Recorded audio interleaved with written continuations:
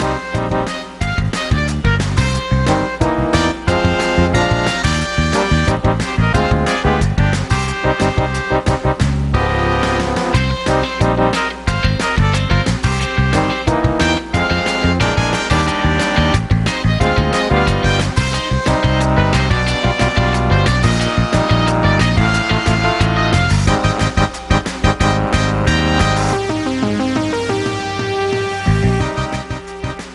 everyone, I'm Wendell Jones and welcome to this edition of our program, The Platform.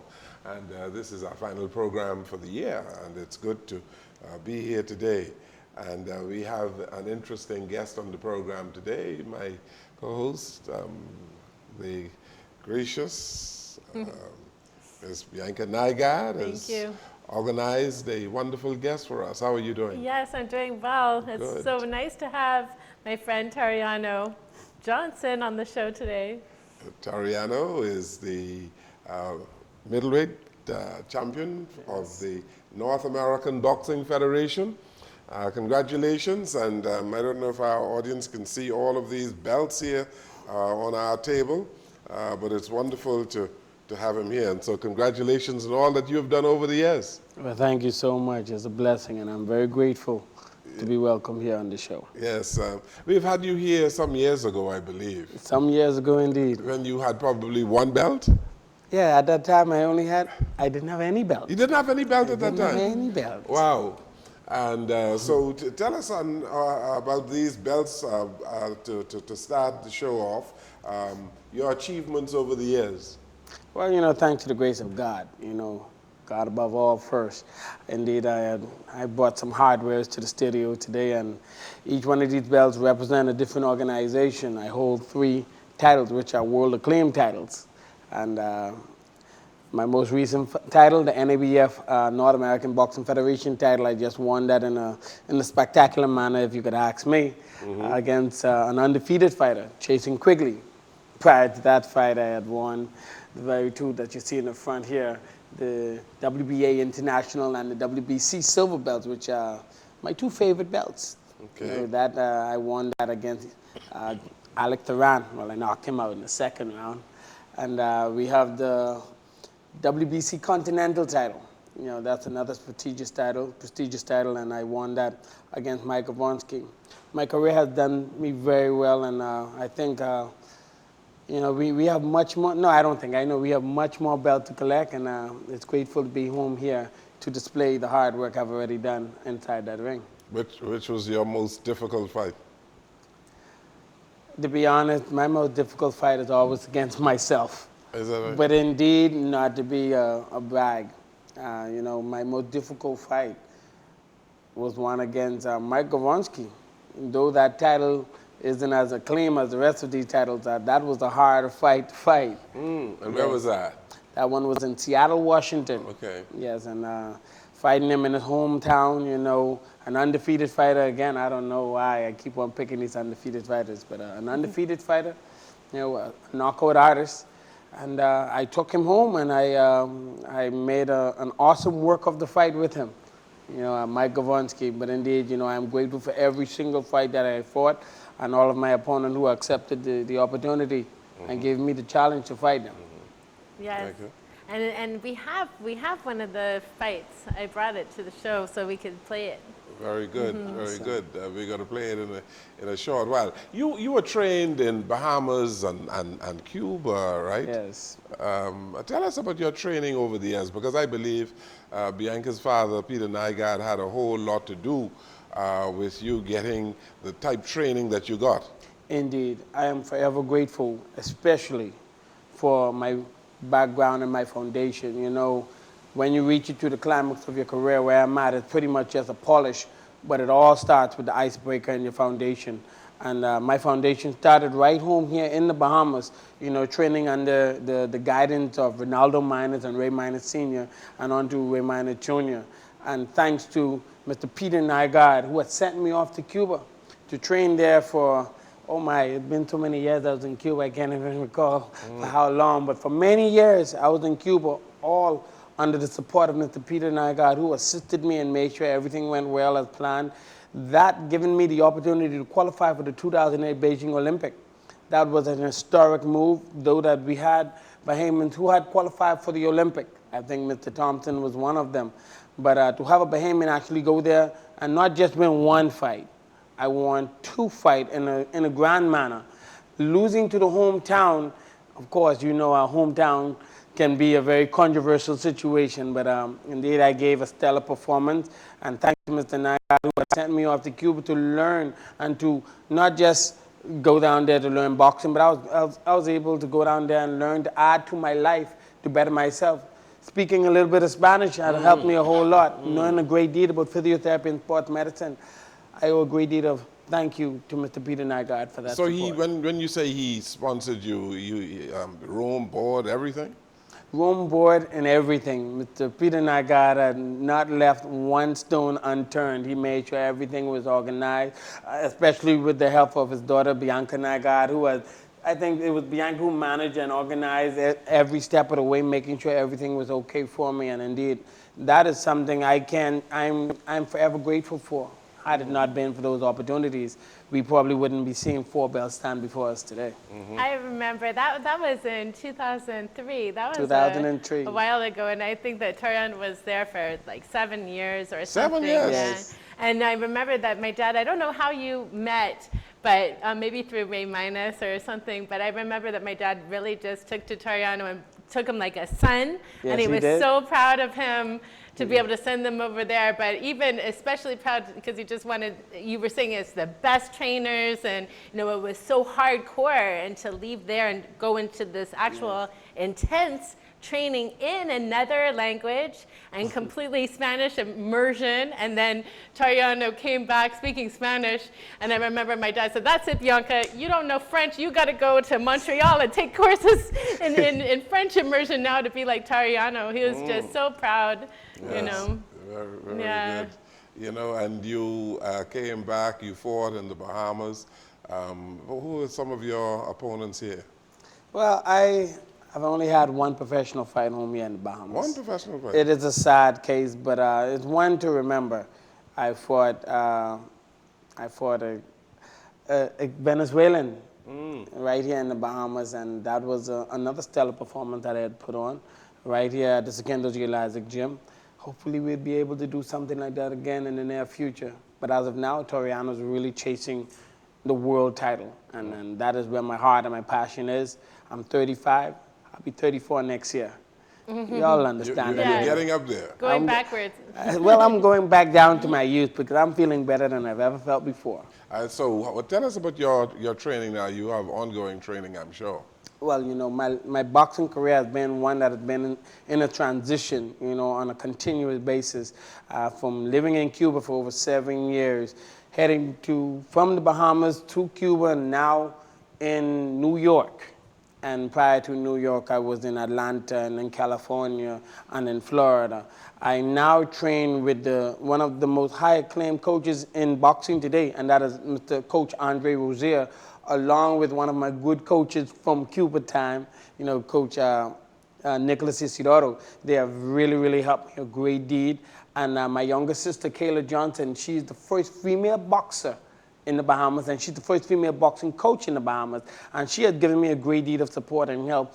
But of course, she's working more with the amateur ranks. Can't pull her from that. That's where I'm passionate. But I have really had a great transition. Mr. Andre Rozier taught me a great deal. You know, now Toriano is a much more polished fighter. And when you see my next fight, you would see something spectacular. Even me can't wait to see me fight. Yeah, Yeah. that's really incredible. Actually, Toriano's family has been there supporting him from the beginning. I always remember with every event that your mom and your dad were always there as your #1 supporters and doing everything. And I think, and it's amazing to hear about your sister. And I heard you have a brother that was in boxing also, Yes. right? Boxing is like it's the staple of my family. Because Ray Minus Jr. and Ray Minus Sr., they are my cousins. Okay. You know, they are my mother's first cousins. And My grandfather, Irvin Johnson, he had passed away, God rest his soul. He was also a fighter, unbeknown to myself. Before the Olympic, I was taught this. But my dad was always a fighter. And Your dad is? Irvin Johnson. Okay. Many people know him as Horse. I see. And for good reason, Horse is nothing to play with. Horse is my father. And my mother, Ikena, well, of course, Ray Miners is her a cousin, but Lionel Glinton is my father's brother, whom is my uncle. And so, boxing is in my blood, but it was Ray Miners Sr. who saw me on the street walking, and he asked me, do you want to box? Let me correct that. He didn't ask me, he asked my sister and my brother. I was always the smallest of the group, and I always looked like the one who was not as athletic as the rest. But to God's grace and mercy, he had put some pounds on me, and I ended up turning out to be the boxing icon of the family thus far, to say. Yes, yes. But boxing is in my blood. Absolutely. I have a list of achievements here. I want to read off some of them, and so we can speak to some of these things. 2003, you were awarded the first Peter Nygaard Scholarship to Cuba. Yes. And then you had you got the Carifta Gold Medal. Yes, in sir. 2003. Best boxer of the tournament, most outstanding boxer of the Caribbean. In 2002, you were on the Carifta team in Martinique. And then we talk about 2008 quarterfinals in the Olympic Games in Beijing, China. 2008 again, silver medalist at the Olympic trials in Guatemala. The Olympic trials in Trinidad and Tobago, you participated. 2007 World Championship participant in Chicago. The Pan American Games participant in Brazil. Then you, in 2007, gold medalist in the Trinidad and Tobago Pan Am Games. Yes. In 2006, Dominican Republic President's Cup bronze medal. 2006 again, they completed the China World Championship. Yes. Man, you've been around the world. And that's not even everything. That's not everything. No. I stop right there. Yes. There are many others. So you've been around. You've seen the world through boxing, eh? Well, I've seen a vast majority of countries, but I give God thanks because places I wouldn't have been able to go out of my own pocket, boxing took me there. So I am forever grateful and honorable to boxing. To me, though many may advocate against what I say it and I stand by it.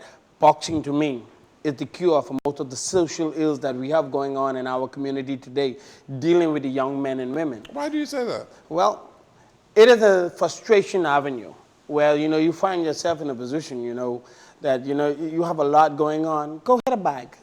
You see just how you feel just after you finish hitting a bag. I tell you, boxing helps when it comes to stress. And a lot of people would figure, oh man, I don't have the money to do certain things. Yeah, you may not have the money to buy a cleat to go do track and field. You may not have the money to go buy a golf club to go play golf. You may not even have the money to go get a tennis racket to play tennis. But I tell you what, you don't need any of those things when you come into boxing. Boxing can bring you from rags to riches. They have a Floyd Mayweather today who did not grow up rich. Many boxers today want to manage funds well. They end up becoming something great in this world, especially financially stable and even beyond that. The highest paid athletes in the world today are boxers. Well, the acclaimed elite boxers that are. So, of course, you can't come in here at half step and you have to come in to be the best. And you would end up becoming, somebody who's real on the staple of being one of the most financial people in the world. It takes a lot of hard work, though. Well, no doubt. A lot of hard work, and you take a lot of blows, Soriano. Well, if boxing was any easier, they would call it football. Boxing is not an easy sport. In fact, boxing is not a sport. Boxing is a lifestyle. This is something that you have to do on a regular basis. You walk this, you sleep this, you eat this, and you do everything else with this. Boxing is how you live. And I tell you now, you can play everything. You can play basketball, play volleyball, play football. But you can't even say, I'm going to play boxing. It is that serious of a lifestyle. And I heard that you started mentoring children and started a boxing club. You're one of the founding members of the Marlins, right? That's right. And so you're mentoring and tutoring kids and training them. Well, yes. I'm working with Chief Superintendent Arnett at the Carmichael Road Police Station, we have a Big Brothers Outreach Ministry program where we help to mentor young men and women, you know, in the school work, how to conduct yourself in the public light. You know, first appearance is always a lasting one. That is something that my mother had always taught me. And I am trying to instill that into the young men today that, you know, you do not have to go there, you know, to look like the world. You can look like yourself, how you want to look. You do not have to have your pants dropped down. You don't need the piercing of the ear. You don't need to speak in such a manner that you would try to get your point across. You can do it in a much more articulate way and, you know, being more graceful with it. This is what we teach the young men in our Big Brother and Big Sister organization. And I must say, I thank God for a wife that I have. She has been there with me from the beginning to the end, just as my mother and my father has, you know, always giving honor to them. But my wife, she had taken the role now that she's also my co-founder of my Big Brothers Outreach Ministry. And we are working diligently. You know, we're not going out there asking folks, hey, give us a few dollars. We are asking you to send a prayer. A prayer is worth more than a few dollars. So I must tell you, you know, I'm asking even now at this moment that, hey, if you hear about the Toriano Big Brothers Outreach Ministry, hey, come and take a look at us and visit our program and see what you can do. Why not come and lend a hand? How many people you have in the program now? Right now, we have 7 young men and women. Okay. And it was at a time that we did have up to 30 young men and women. And I must say, we are doing this in stages. You know, one crew come in and the other one goes out.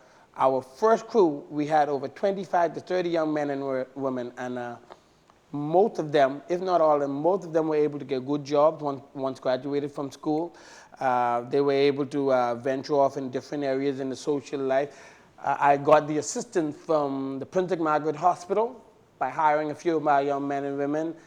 Commissioner Greenslade, former Commissioner Greenslade, had put a few of my young men in the program, and they are today police officers today. Okay. Yes, we also have a few men who went to, started working in the hotel under the advice of myself and my wife.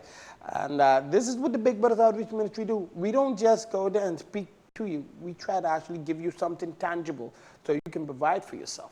And tangible in terms of what? You teach them some discipline, I'm sure. Discipline is indeed. You know, I can only give you what I know. Of course, I'm not the most perfect person in the world, but I could tell you if I look for a role model, I definitely would like Toriano Johnson to be that role model for me. Why it is, you know what? I put not just my country first, but I put people first. All the time. People first. You don't need to be selfish. I do not need to be the richest man in the world to be happy. No, I don't. I know what it is not to have. And I am sure not going to starve if I don't have again. You know, things are going great for me, and I'm grateful for that, and I'm grateful even more for the people who had assisted me and helped me. Yes, it's so wonderful. I really love to see your relationship with your wife. They've actually been together as a couple for over 20 years. And yes. when we were talking about anything to do with his boxing, she just knows everything. Like, I even had to ask her if she was your manager because she knows every single thing. So it's nice to see that combination of, you know, well, you know, I had around success. to many managers in my boxing career, and I must tell you, it has all been one vile hay of mess. And at this moment, for the past 4 years, it has never been brighter for me since I brought my wife on as my manager. Yes. I must tell you, a lot would say that is very conflicting, but it is the best decision I have made ever since I turned pro. You know, I have the support of my wife, my mother, my father, and my sister. These are all folks who are grounded in the boxing community, not just with Toriano, but within this country. And I'm blessed to have them a part of my team. Let's take a look at that last match. What was it?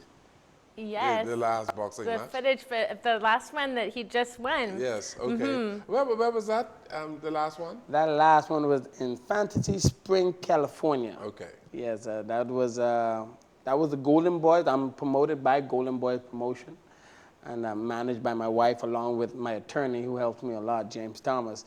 And I fought Jason Quigley. Yes. Okay. Jason Quigley, an undefeated knockout artist.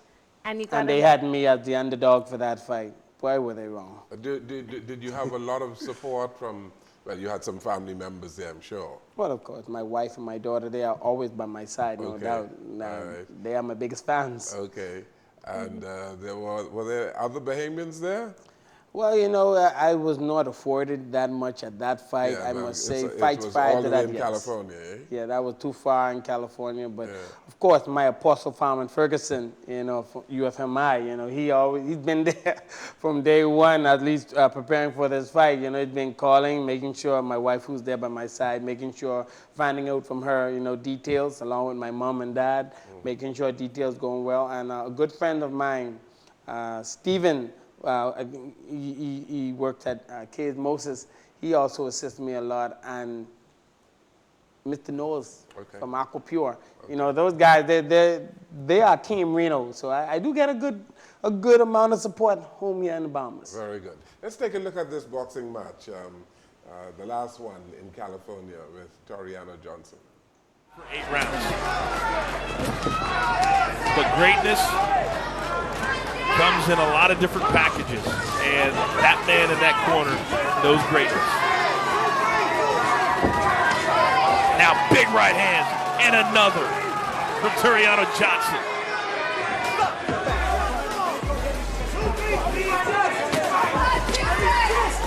You know what I'm looking at, mainly with Toriano Johnson. Great combinations. Yeah, look at the quick hands. Yeah. That's what I'm looking at. I'm looking at the reflexes. I'm looking at his legs. Because in his last fight, a lot of us who watched that fight were thinking, okay, he's 35 years old, he's turned the corner.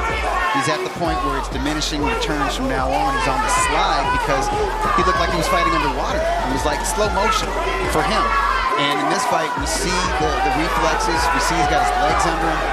And we see he's not just throwing a lot of punches. They're fast, sharp punches with a lot of leverage behind them.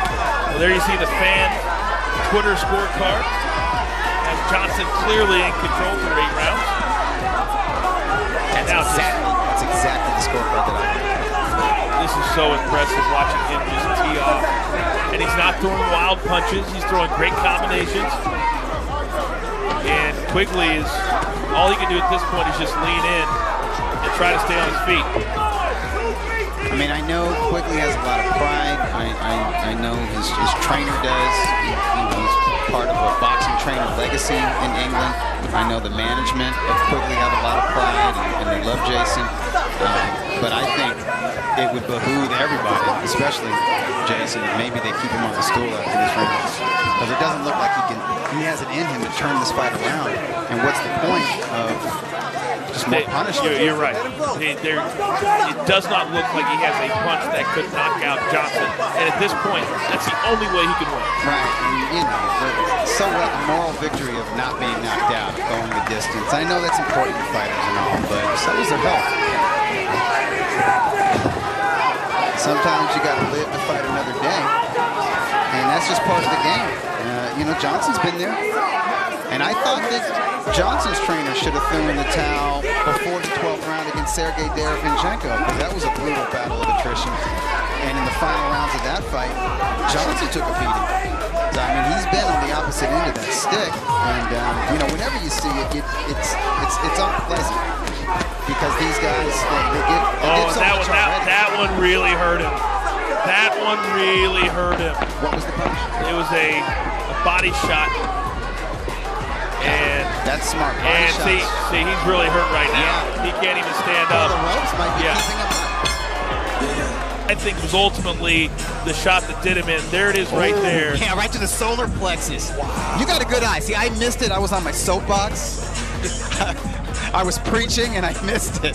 So there it was. Yeah, that was a beautiful shot. And then the gorgeous combination, just completely measured. And then ultimately his corner said, that's enough, and called the fight, and it was the right thing to do. Sometimes it's about protecting your fighter.